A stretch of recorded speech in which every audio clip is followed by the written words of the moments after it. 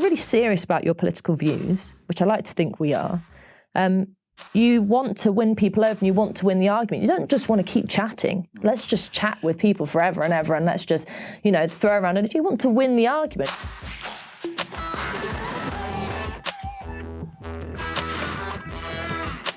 Hello and welcome to TRIGGERnometry. I'm Francis Foster. I'm Konstantin, and our very special interview this week is with two returning guests to TRIGGERnometry, Claire Fox and Ella Whelan. Welcome back.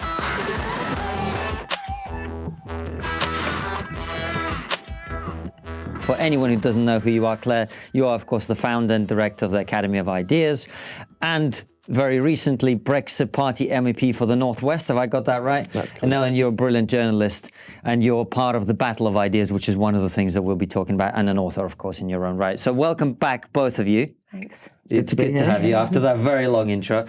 We wanted to talk to you about the Battle of Ideas, the event, but actually the Battle of Ideas as the Battle of Ideas more generally, about what's happening in our society, what's happening about just our ability to have a conversation.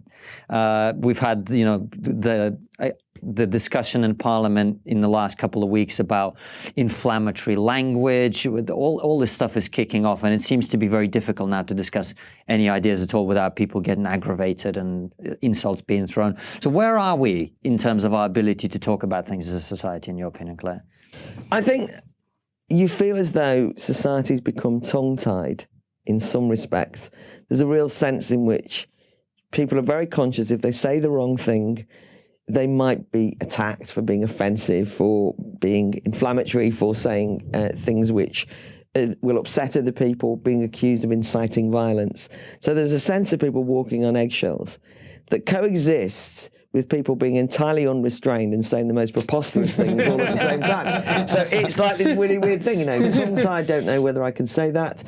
And then people just being utterly abusive in a way, and by the way, I think that this is almost regardless of what kind of politics you espouse. It's not particularly confined to one group of people. I think the recent parliamentary spat about inflammatory language caused some upset because as you rightly pointed out, one would never be able to use a metaphor anymore. If you constantly if people say you can't use any battle analogies or any military analogies, well, we're in trouble because we run a festival called the Battle of Ideas for a start, right? And there's battle for education and so on. So, that's where we start. But on the other hand, it also felt very hypocritical because it might well be that Boris Johnson, the Prime Minister, had ratcheted up the language and certainly was doing very big rhetorical, kind of huge swathes of making himself out to be the great leader of this big Brexit battle. And people were saying, calm down a bit. But these, on the one hand, are people who've spent quite some time accusing other people of being Nazis, fascists, leading to the Third Reich and so on and so forth. And quite violent imagery has been deployed in terms of trying to stop Brexit. But I don't want to just get confined to Brexit. I'm just saying that the sense of double standards and hypocrisy is something that we have to bear in mind, just winds people up. Certainly winds me up. Well, I mean, we're all, according to some people, we're all Nazis in this room, which is lovely to have a Third Reich meeting. Surely, Ella, isn't that people's right to, say what they think? If someone thinks you're a fascist, they're welcome to do that, and it doesn't really have any effect? No, it doesn't have any effect it only does if you let it have an effect. And obviously, I and Claire, and the slogan of the Battle of Ideas is free speech allowed. So it's very much about having that public debate, being in favour of people just saying what they think. But I think the context is key because at the moment, the panic about speech and words like surrender or humbug or whatever it is that politicians are throwing around. What a terrible word, humbug. I mean, as well as the kind of worry about escalating language on social media and the effect it has, sometimes quite serious issues about, as Claire says, abusive language on social media, is happening at a time in which we've got a broader political issue going on, which is a quite deep fear of the public and a fear of the masses and quite a lot of prejudice going on. And so there's this sort of when people, especially people in political power, talk about the fear of demagogues or Nazis or whoever it is inciting violence through their speech, and the need to kind of everyone to calm down. What it really is saying is we're quite scared of having a public debate, because if that public debate happens, then the mob are going to grab their pitchforks and are going to come after us. And of course, that's entirely not true, but it also is. It's escalating and creating a problem that they're afraid of. They're afraid that people are going to get violent, get rebellious, and cause problems. But at the same time, they're saying, no one talk about anything. No one criticise us. No one do anything. Anything you say is not just wrong, but illegal. And I tell you, this is what people who are interested in free speech always point out, and it's true, that if you want to make a problem out of something, push it underground, censor it, give it a kind of glamour that it shouldn't necessarily enjoy, and that's when the problem happens. So the antidote is always sunlight, is always more debate, is always more speech.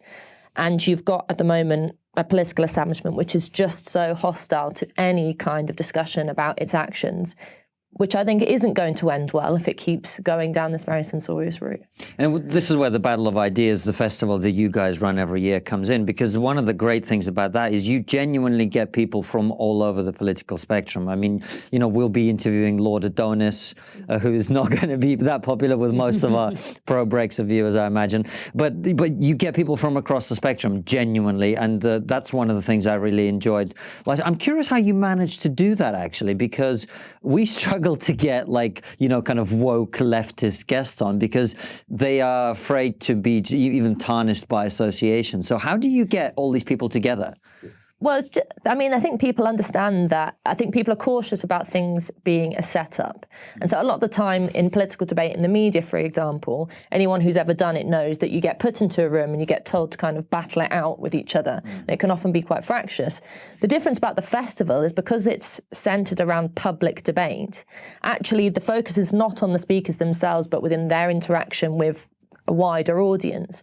And so people understand that this is a genuine platform where you will be given a fair shot to try and win over the audience. And I think anyone who's serious about their political views, whether you are a socialist or a hard right person, or whatever view you have, what we're essentially saying is go for it, and you might well completely win over the audience, and I might be devastated because I've lost the argument. But it is a fair game, and it has been a fair game for 15 years, and I think people really appreciate that space to do it. And as it happens, as it often is the case that at the festival, I will enter a room hating someone's political views and ready to make a contribution to the floor and really nail them, and come out being convinced that actually I was being completely one-sided about something. So it's that kind of it's a different space for public debate than happens within media discussions or other places. Yeah, I mean, a couple of things to add. I think that to go back to our prior conversation in terms of why people maybe would be reluctant to come on your show, or sometimes would be reluctant to speak at a festival like the Battle of Ideas, I think that one of the more worrying aspects of what's happened in recent years, and this is relatively new, is that labels have been used to delegitimize different opponents. So, and basically, if you are a kind of far right fascist, if you see what I mean, like the way these the four of us, the way that these terms are bandied around, and you want to go, no, actually, I'm on the left and I'm just kind of a reasonable Democrat, but you kind of can't get the word in. You're delegitimate because what that says is you aren't worth engaging with. So that's one thing. So you don't have to talk to you at all because, if you're so beyond the pale, why would you bother? The second thing that happens, of course, is that there's guilt by association. So people who sort of go, well, actually, I really like what TRIGGERnometry is doing, what the Battle of Ideas is doing, but I don't want my mates to then say that I might agree with the people who organise it. But we've always had the approach, in terms of putting on the festival, that we haven't pretended that we haven't got opinions. I mean, I'm, well-known commentator. I am now temporarily an MEP, hopefully very temporarily. Ella is one of the co-conveners of the festival this year, and I'm not. We're well known for having opinions, but that doesn't mean that you don't run a panel that's fair. You have different opinions, and I think the key to the success of the festival is we trust the audience. And when we first organised this festival, and we said half the time is given over to the public audience, quite a lot of people who would be speakers said, oh, you mean it's open to anyone? Anyone. What do you do if there's trouble? I think, what do you mean? So there's this assumption that if you let the public in to have their say, either they're going to all stand up and be completely vile, or that there's going to be a fight. Anyway, I think we've had 1 or 2 incidents over the year, one mentally ill person, one person drunk at 11 o'clock on a Sunday morning, and that's it. And we have thousands of people every year, and then we've got a USP, which is speakers will say at the end of being on a panel, oh my God, where did you get the audience from? Because they were all really smart, asking interesting questions, but they're also, you've got leavers, you've got remainers, you've got woke students, you've got free speech absolutists, and they all seem to be able to engage with each other. Well, shocker, for the locker. I mean, for us, that is what public debate is. Not just what it should be, it is what it is. If you trust the speakers and the audience to interact with each other intelligently, it creates a really open space. It's a great point. And I remember when I went last year, I just found it incredibly invigorating the way people were speaking and they were listening. And we were talking about this before. You listen to Newsnight or your question time, and it just degenerates into this row. How much responsibility do the mainstream media have for, in a sense, debasing public debate? Well, Ellen's ready to go. I can see. Maybe you should go first. I'm always slightly reluctant to kind of blame the media because they're an easy target. I am one of the people who sits on the couch and shouts at the media, so it's not as though I don't. But I think that the media have, in recent years, on certain subjects, become slightly compromised in terms of the impartiality question. And I do worry about that because I think it's going to lead to a backlash of people just saying, I'm not going to take any notice of the mainstream media.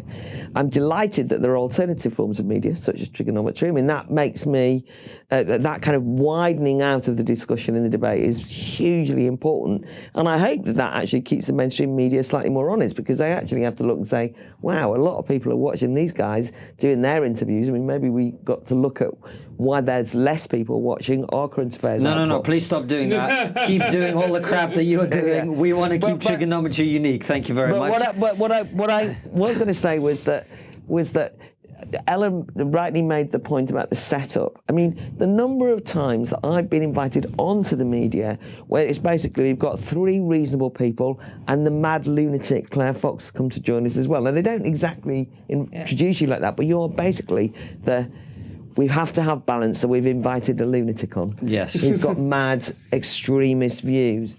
And you are walking into this situation where you're being set up with a certain sneer. And I always try and be reasonable at all times, so that, and then they're like, oh, you seem to not be what we thought you would be. But I think that from an audience's point of view, politics, not the media, but politics has squeezed out voters, citizens and the electorate from the debate. We had a brief flowering of their emergence around a particular referendum where they felt that they were back being taken seriously, and since then they've been denounced and we're told not to take them seriously, which is one of the explanations, I think, for why people are so completely over the top on social media, because what you get is they're so frustrated that they're being talked about and down to, but without any way of expressing themselves, that now that you have got Twitter and Facebook, you feel like, and the shouting from the couch takes the form of shouting on Twitter, and in a way, letting off steam. So you can understand the frustration of that being ignored and patronised and talked about now expresses itself. So I'm not as frightened by social media abuse as some people make out, because I just think, in a way, it's people just rightly expressing their utter frustration, even though a lot of it's aimed at me and a lot of it's vile. Well, I think there's 2 things to say about the mainstream media. I don't want to slag them off too much, they give me a lot of work, but on the other hand, I think part of the problem is the influence of social media. There's one specific influence of social media, in that lots of the television programmes, radio programmes, are seeking to get gotcha moments to be clipped on Twitter. I mean, that's just like their modus operandi now.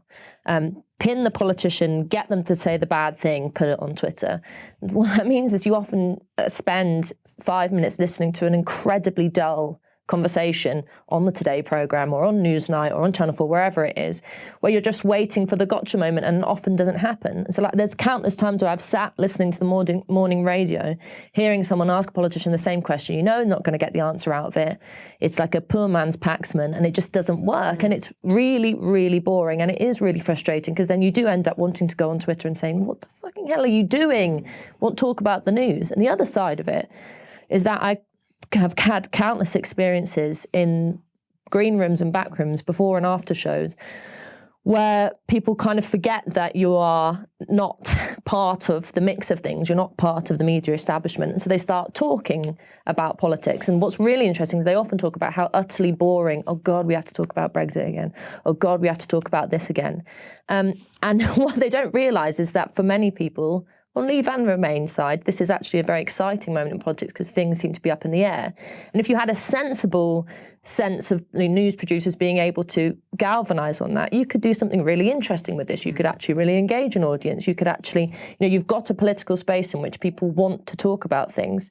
So use that. But I think they're still stuck in this notion of what they want is just for the current political mess to go away, so they can get back to doing, the kind of things that you saw in the thick of it, launching a policy, talking about it, doing all these sort of mundane things. They want to go back to business as usual. That's politicians and the media establishment.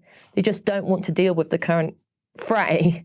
And that's coming across as either very dull or very febrile exchanges. And I don't think any of us come out any better off from either watching or being part of it. Because one of the things when we started the festival, and before it was fashionable, we always used to say about the Battle of Ideas, get out of your echo chamber. I mean, now that's a cliche, but at the time it was quite an important declaration as far as we were concerned, that you should come and hear other opinions beyond your own.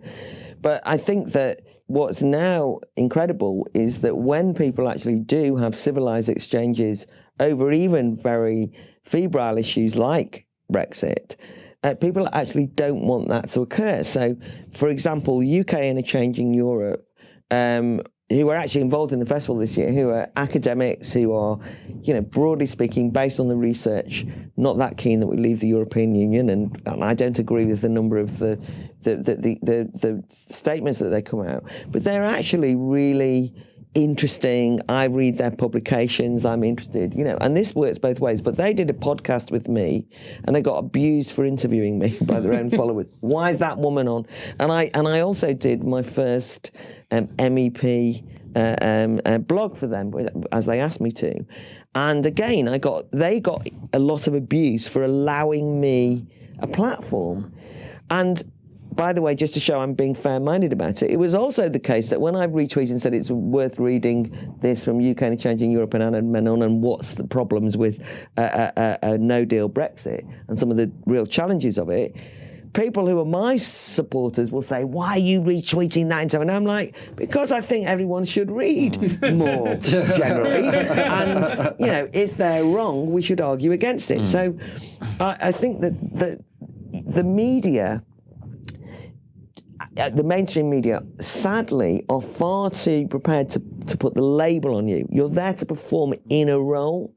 And if you don't it's like that kind of, what was that comedian used to go, fight, but it was like that sort of like, if you don't perform as some sort of like fighting, horrible kind of like spitting at each other, which actually often spontaneously happens. But if you don't, because you think, oh, that's a reasonable point, I think this, they're almost disappointed that you're not giving them the gotcha moment or the kind of clip that you can then say, this is real live politics. When actually it's not. No, it's not. It's a bitchy, unpleasant exchange. Yeah.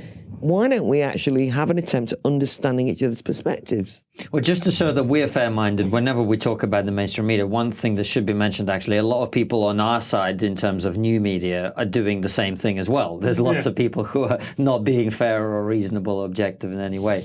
And that's just a long way of Konstantin saying he wants to go back on Good Morning Britain. I've been on that show plenty, but actually that's mainstream media. And yes, one of the things they do is they they're very careful to make sure, as you'll know, to make sure that, you know, you kept in a separate room from the other guests who you're supposedly debating. It was quite funny. I was on a radio program the other day, and a woman who didn't know me, I was chatting to her. She didn't know who I was. And she was saying, oh, yeah, you know, Good Morning Britain, when, you know, that kind of debate where they have someone who's black talking about racism, and then they get a racist on against them. And I was like, well, I'm usually the racist in that debate. Well, you are Russian, mate, so it's entirely It's in my genes, so it's part of my culture. You're a bot as well, aren't you? As I've heard. Russian bot.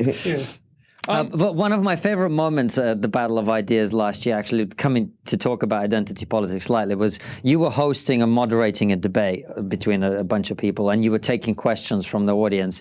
And I think you took questions from two men in a row. And then at this point, a woman stood up at the back and started shouting about how you need to ask a question. You get a question from a woman. And you went, that's not how we do things here. Just sit down and shut up. I'll ask. I'll get a question from who I choose to. And I thought it was quite refreshing to see that, you know, this idea of identity politics doesn't seem to be quite as strong in that space as it is elsewhere. Is that fair to say? Well, we challenge the presumptions that are basically a kind of box-ticking ritual. And I remember that incident because the truth was it was the first round of questions. 4 people put their hands up who were men, and I was taking the third one when the interjection happened. But we'd only just started the discussion, so I was hardly cutting out every woman in the room. And there was hundreds of people at that event, at that particular conversation, and you know, as one would anticipate, of course, a lot of women in the audience eventually spoke, but it wasn't because somebody had said, are there any women in? You know what I mean? We're not having a debate. I mean, what are we going to do? You know, have we got any blacks here? Do you know what I mean? It's a horrible, vile way to see it, right? To be fair, that sounds worse in my voice. No. But I mean, it's the whole thing is vile, isn't it? Yeah, of course. You look out and you see an audience. You're trying to encourage an open debate. You're not sitting there going, have we had enough LGBTQI speakers to satisfy the quota police? No, that's not the way it is.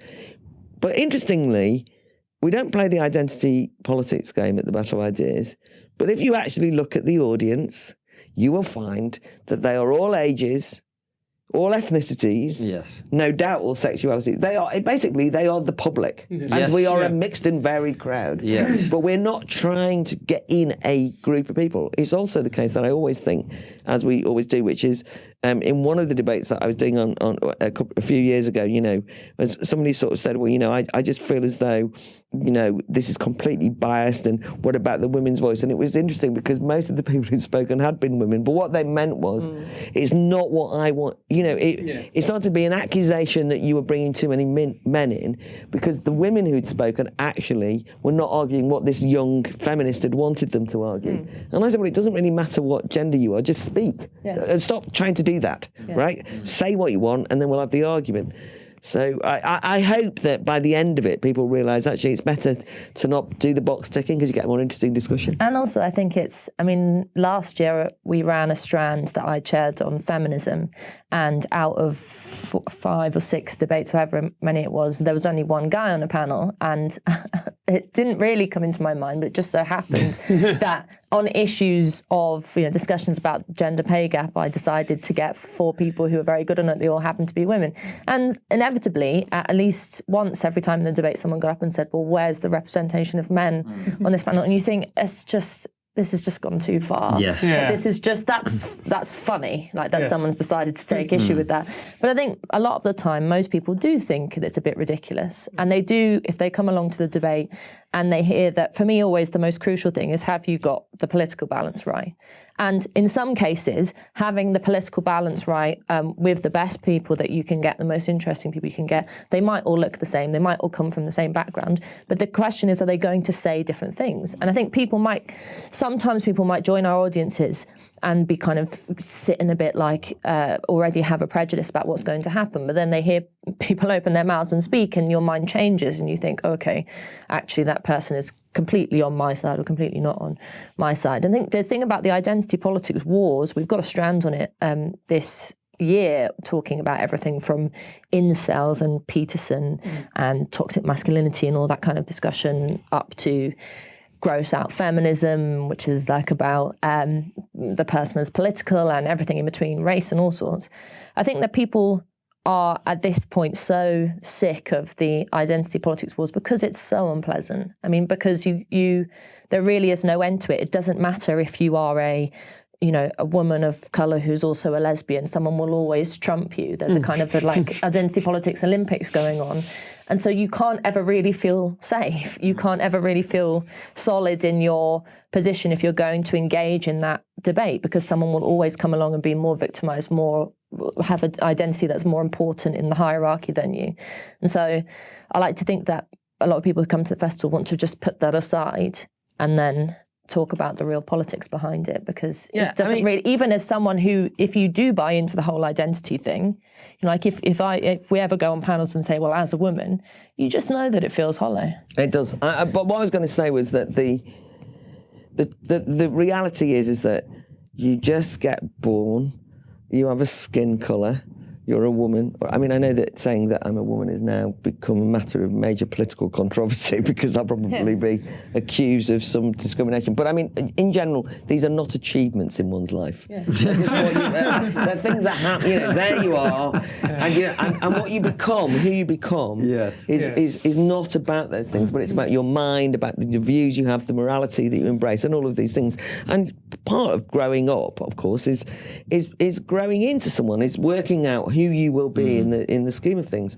And I think it's so vile that we've got to a point where we're able to trump each other based on something we didn't achieve. That's all I'm saying. I mean, if somebody says, well, I'm black, well, it's like, yes.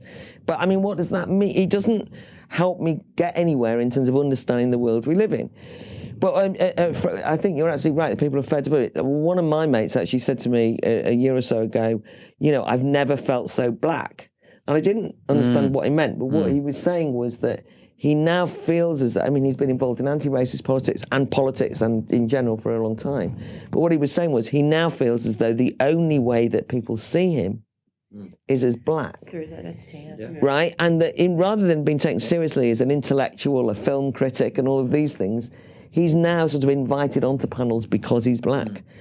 He's assumed to have an insight because he's black, whereas he was saying, no, that's not what I want to be defined by. So it's ironic that having allowed racism to define people through skin colour for many years, and that's, still what a racist does, is assumes your character and your morality and your whole being because of your skin colour, or whichever particular prejudice you go down.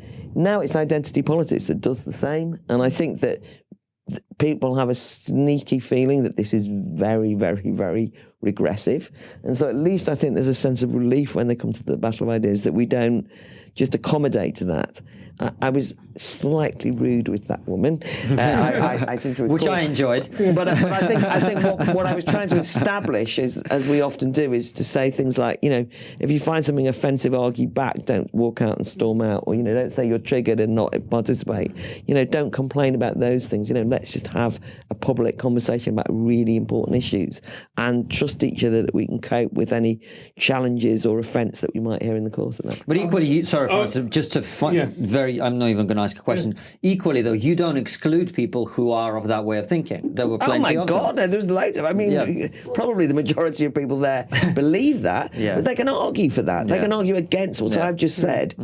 But you argue against it, not boycott or label. Yeah. Just explain why you think it would be different to do that. Yeah. No, but I mean, it is fortunately or unfortunately become a serious political viewpoint in terms of most of our political narrative today is defined by identity politics. Even, something like Brexit has been largely attempted to be defined by identity politics. And so you've got to engage with it. Even if you are, like me and Claire, someone who's very sceptical of the benefits of seeing things through an identity politics lens, it is actually more and more becoming the established way of thinking, which is, we've just been talking about the mainstream media, the way they cast debates will be through an identity politics lens, the way they see having topics will be around an identity politics lens. So that's the realm we're in.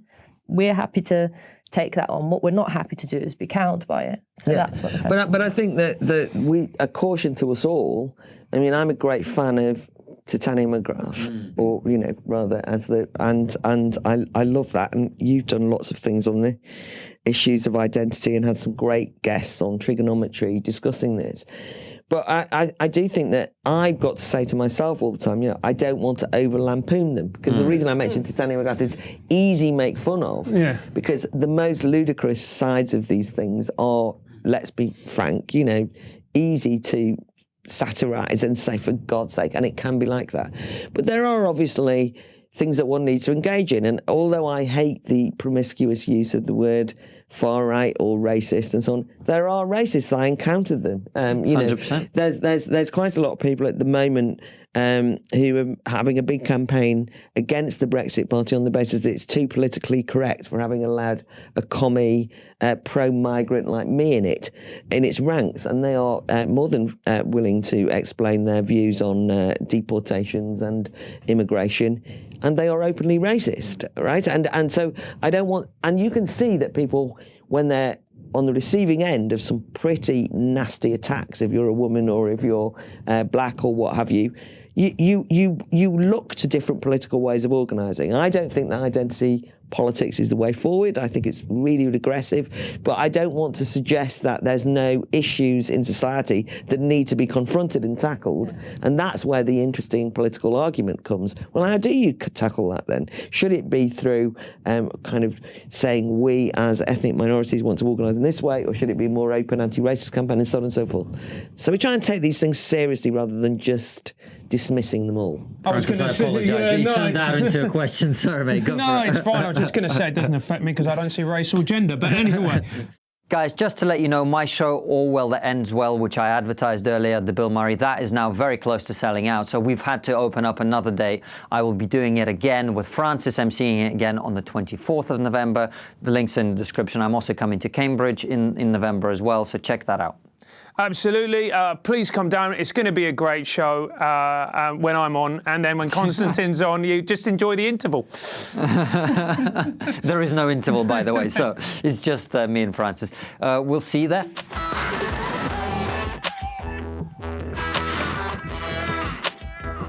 We were talking about identity politics. Identity politics is something, I mean, it's been embraced by the right, but very much by the left, and labels and all the rest of it. And I see you two.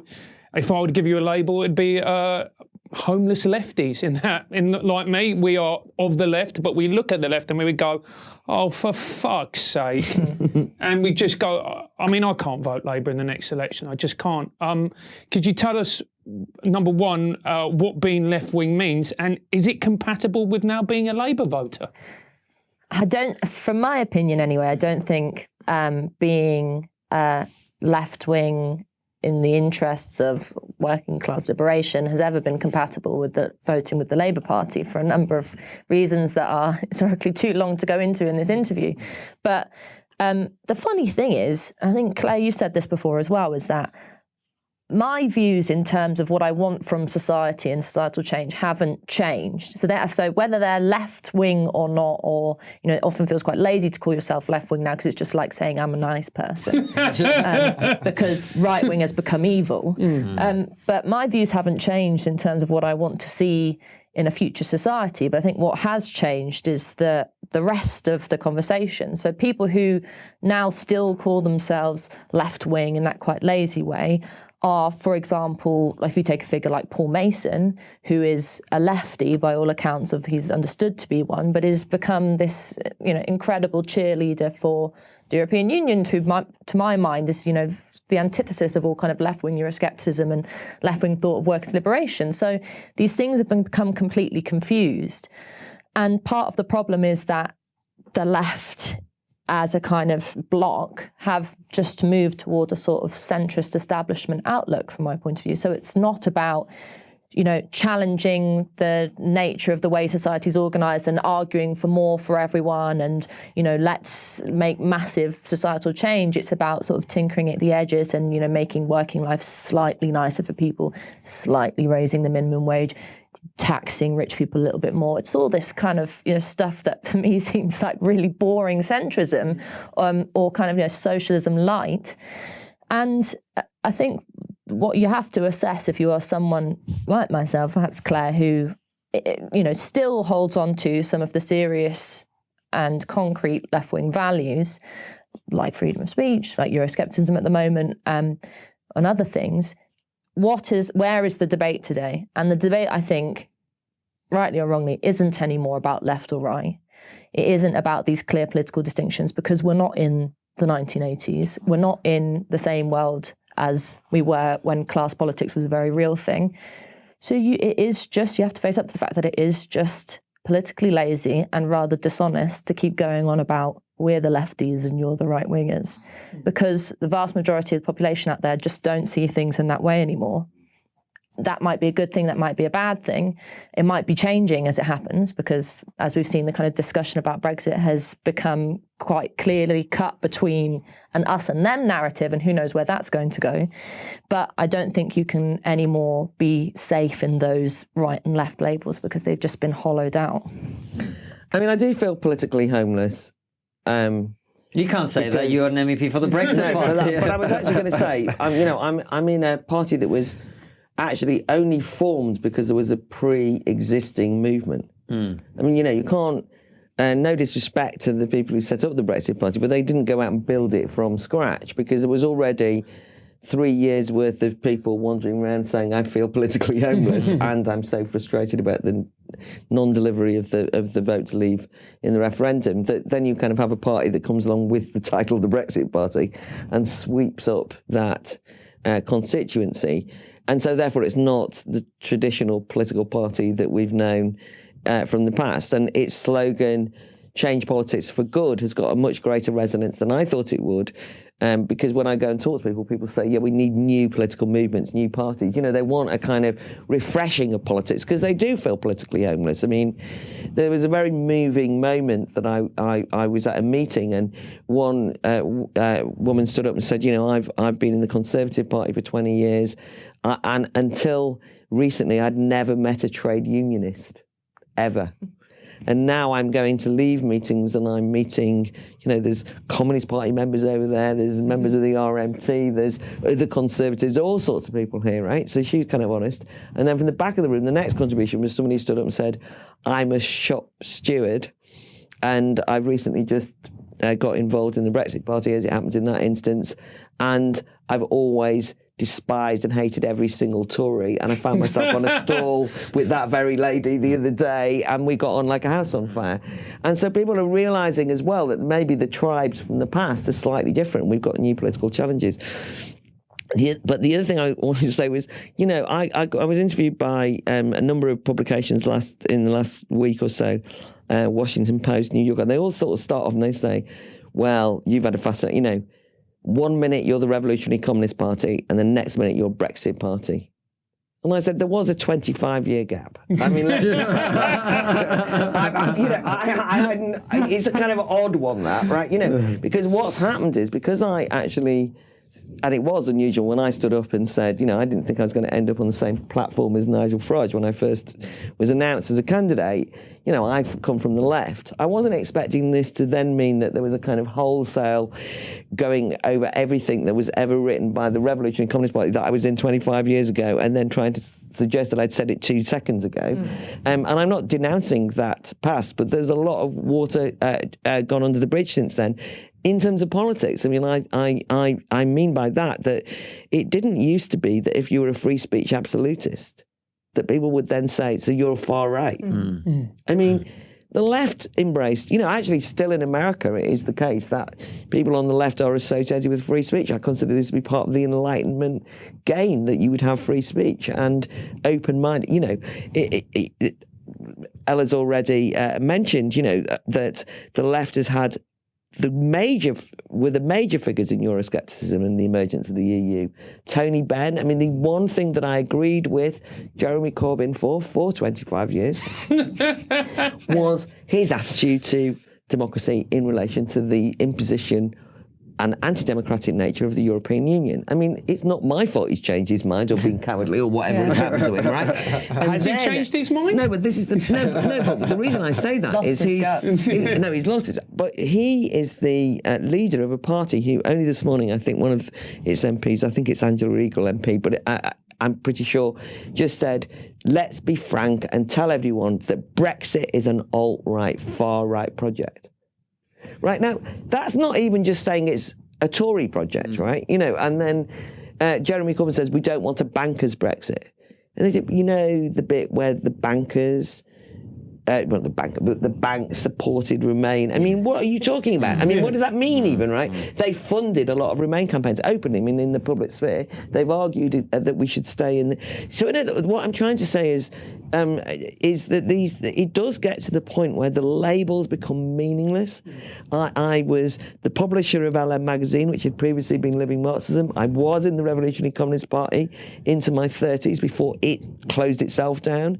So I broadly, of course, I think of myself as on the left. I haven't had some sort of, but the world around me and what constitutes left wing has changed. And when I see people who are the leaders of left wing movements arguing for censorship, arguing for people to lose their jobs, not be platformed and so on because they said something that somebody found offensive, I think, actually, I don't want anything to do with that if that's the left, right? I don't want that label anymore. You know, I can't bring myself now to simply say I'm a left-winger without a caveat which says, but not in the contemporary way of understanding the left. Yeah. Well, this is something I wanted to ask you about in terms of running the battle of ideas and censorship and platform. Means there is this idea that giving people a platform is in a way enabling their views, and therefore if they have bad views or the wrong views, you are therefore responsible. What is your attitude to, you know, giving a space for people to talk from across the spectrum,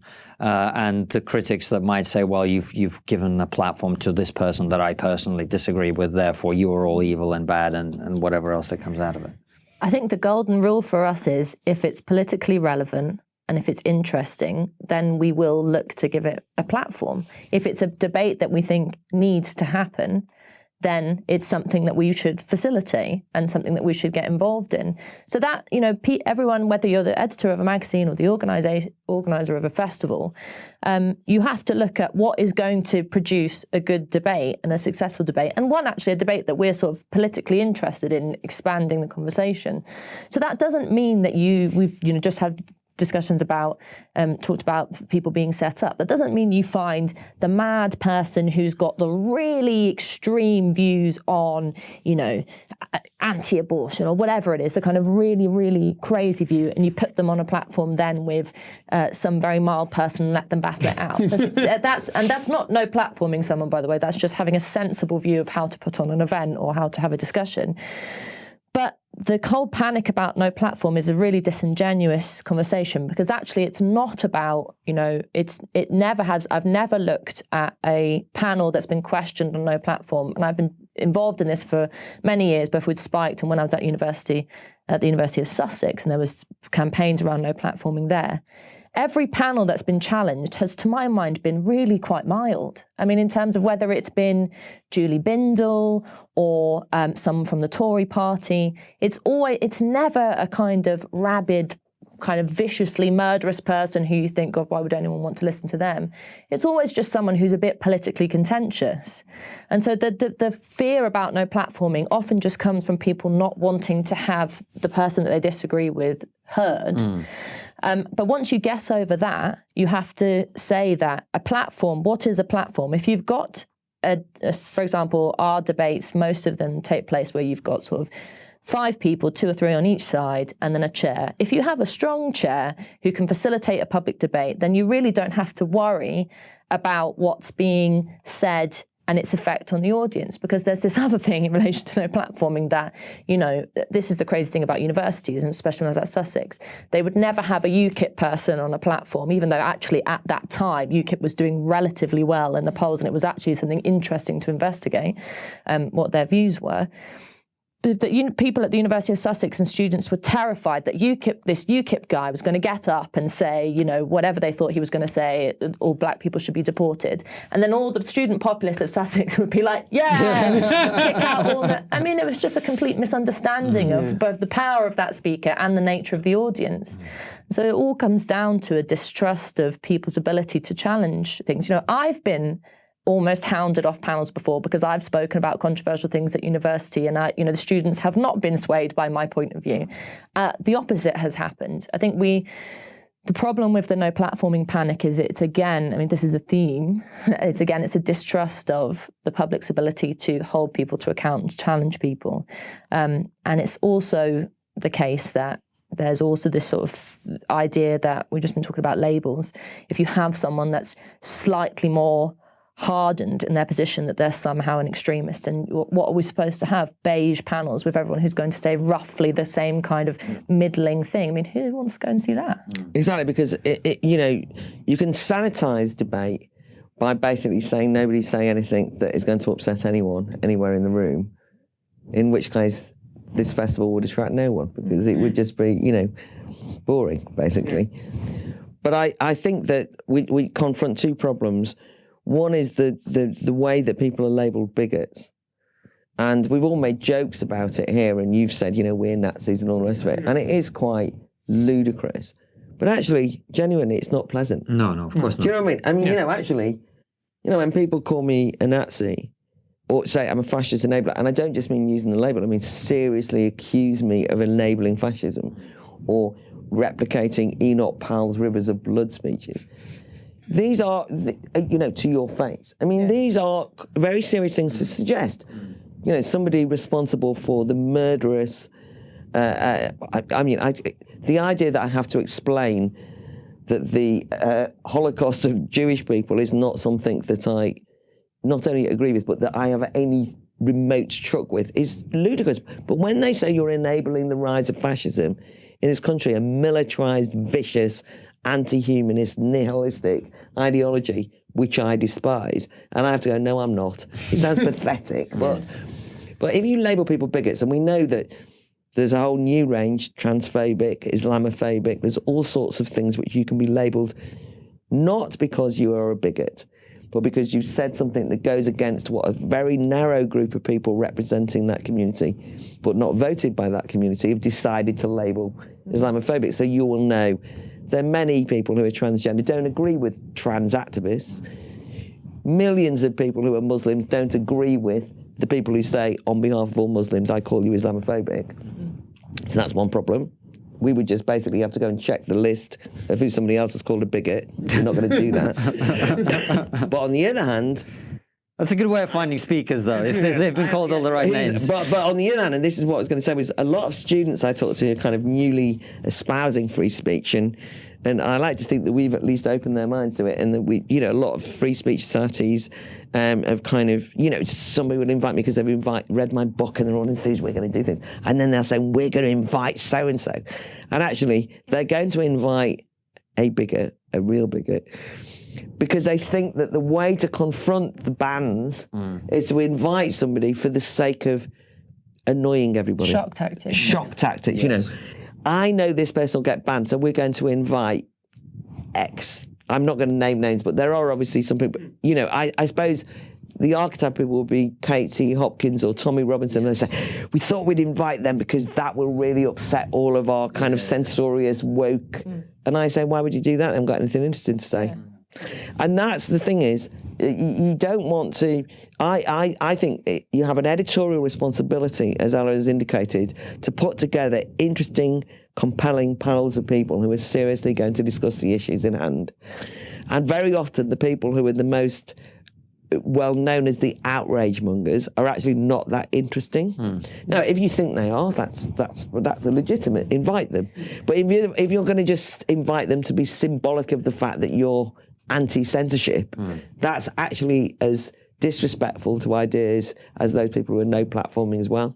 nobody's entitled to a platform just because they're banned from everywhere, then actually it doesn't mean that I'm going to go, well, just out of annoyance, I'm going to get them. Then on the other hand, there's been times when, it's like a feature now of public debate in which a festival, whatever festival or event, will put on something, someone will complain about X person being given a platform, and then all the other speakers will back away and say, we don't want to, by guilt of association, be involved in this event because you're giving a platform to this person.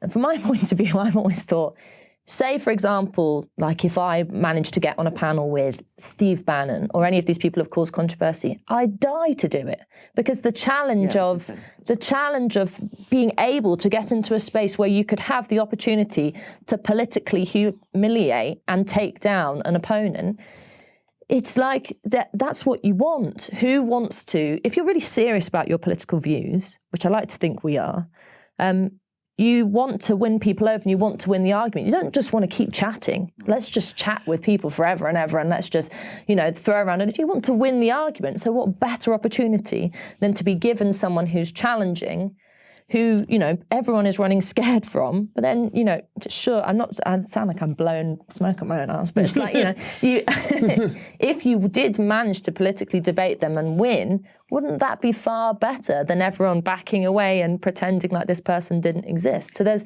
an element of cowardice in this discussion that, that I think gets missed, where a lot of the time when people say, well, I'm not joining a platform with this person because they're a bigot, you think, well, if they're such a disgusting, despicable bigot who nobody agrees with, and so then sure, you can blow them over like that. Just go and do it. So just in case anyone's concerned, we haven't invited Steve Bannon.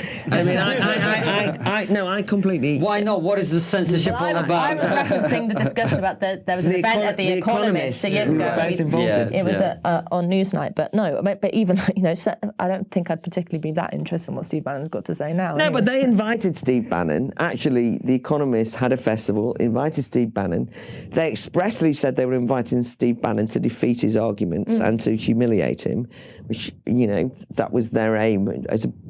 I might be disinclined to say yes to the invitation if you've already proclaimed that was your aim, but nonetheless, he said yes.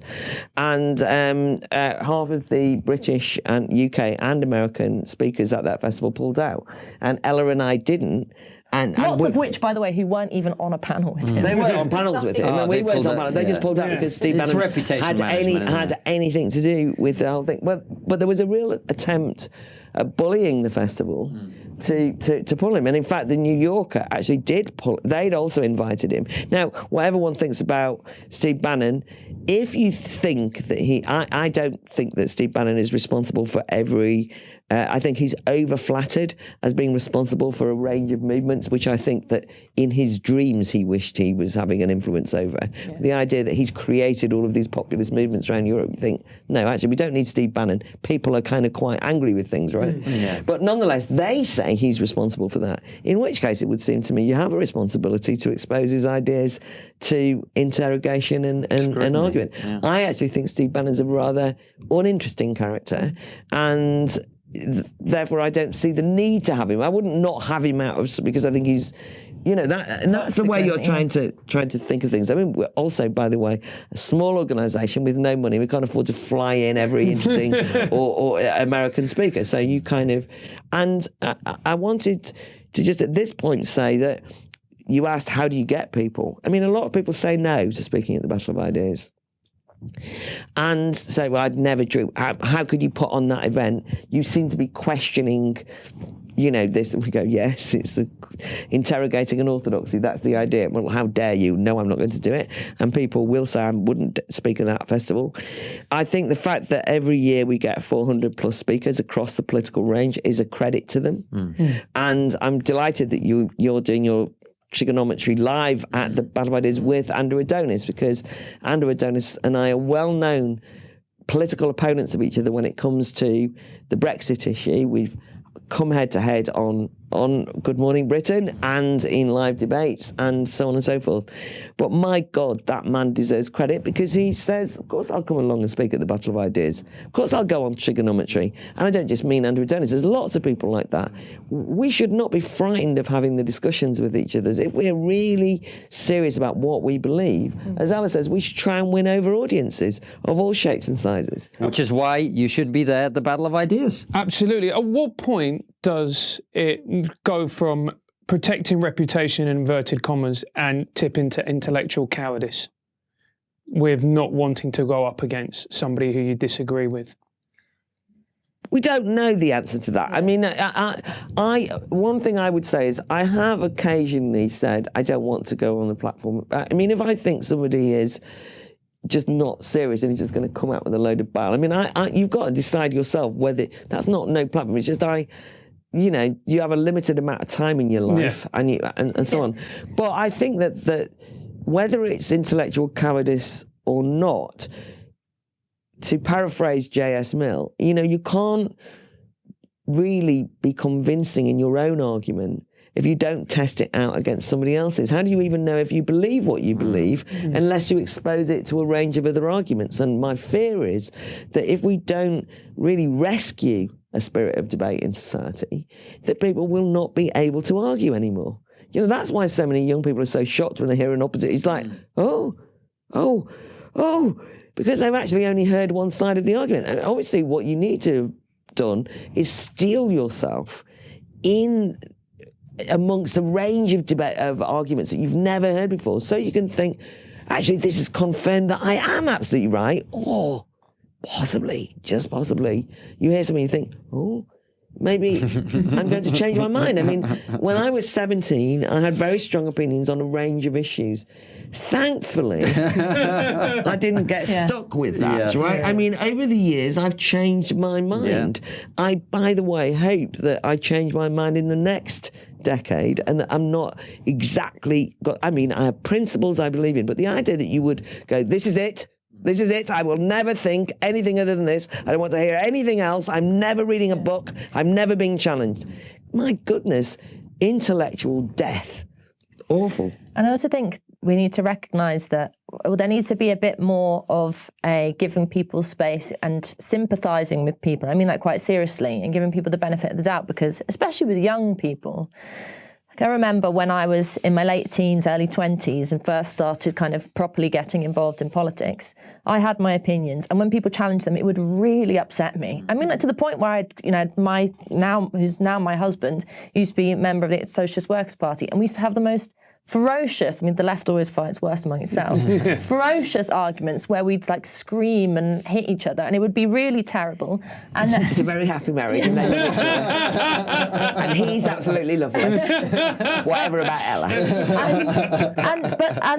And then eventually, you know, when I started doing journalism work, and I'd get put up against people, and it's really hard. I mean, it is really hard to learn how to argue. And there's actually, this is what Claire writes in her book as well, that there is actually an art to debate and discussion that is learned, and you won't get it immediately. And it is true that if you start off believing this is my absolute principle, and often it's when someone comes and challenges it and you realise that you're wrong, and that's when it hurts the worst, and that's when you will be most viciously lash out.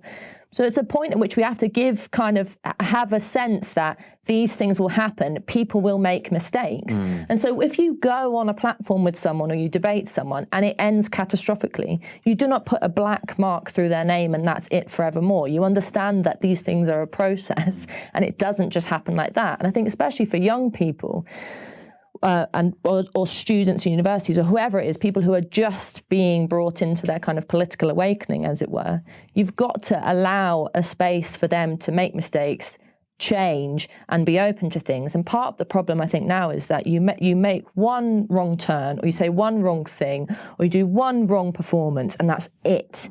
And obviously human beings are much more complex than that.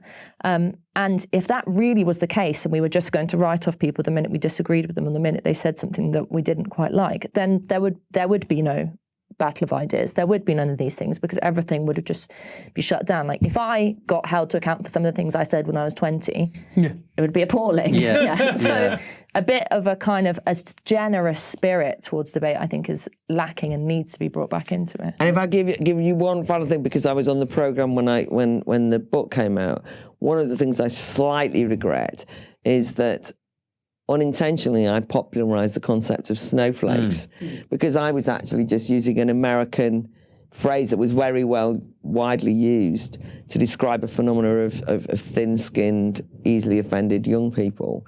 And then it's become, as Wikipedia will tell you, they say it's me that brought it in, but whatever. Because I actually now find that irritating when people say, oh, don't be a snowflake, because even though I probably say it a bit, but I know that can be a lack in generosity, right? Because I think that we can all, without sounding like we're going into therapy, I think a degree of political empathy. I mean, if we sort of say we don't want over-literalism, we've got to understand metaphor, I think we've also got to be able to put ourselves in each other's shoes and try and understand why somebody's coming at something from a different political point of view.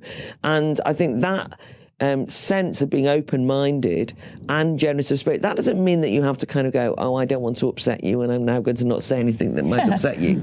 But it doesn't mean that you write people off or caricature them to such an extent that they can't come back. And so I hope that one of the things that's really nice, I mean, I do remember that just before the referendum, or rather after the referendum, people actually said to us, oh my God, I've never, there are people here who voted Leave, because we were in the Barbican in London and that was an unusual. But then there was quite a lot of Leavers who said, oh, I've met some really really great people. And some of them voted Remain, and that's what yes, we're all citizens. I mean, we've got to the point now where we've forgotten that we did things in good faith, broadly speaking. Well, it's a great thing that you do. I think our time's up, Francis, actually. So, sorry. No, It's all right. No, it's perfect. don't apologise. It's been brilliant. It's been fantastic to have you both back on. We will be at the Battle of Ideas having a discussion with Lord Adonis. We'll also be speaking on different panels. You guys will be speaking on different panels, no doubt. There's some brilliant things happening. For anyone who wants to come along, it's on the 2nd and the 3rd of November in London. Of course we have can. to hold our leaflets up. Yes, and let me have one. There we go. So this is what you do. I'm not very good with camera angles. We will be giving away a couple of tickets to some of our fans, as we've discussed. But also, if people want to go and buy a ticket, what's the best way to do that? You just head to the website battleofideas.org.uk or check out our social media presences. Yes, you've got just under a month now for tickets, and you buy one either for the day or the weekend. We hope to see you there. And there's special half-price tickets for weekend tickets for students and special concessions. I think school pupils can come for one day for free. And anyway, it's cheaper half the price. Snowflake friendly. There you go. I never use that word myself either. But we will be there as well. So come and say hello if you're around. It's a great place to be. It's a great place to meet people. It's a great place to explore ideas. And we will be back in a week's time with another brilliant episode. See you next week, guys. Bye-bye. Thanks for watching, guys. As always, subscribe to the YouTube channel. Click the bell button next to the subscribe button so you get notified when a video comes out. And follow us on all the social media @TriggerPod. And also leave us a nice review on iTunes and spread the word.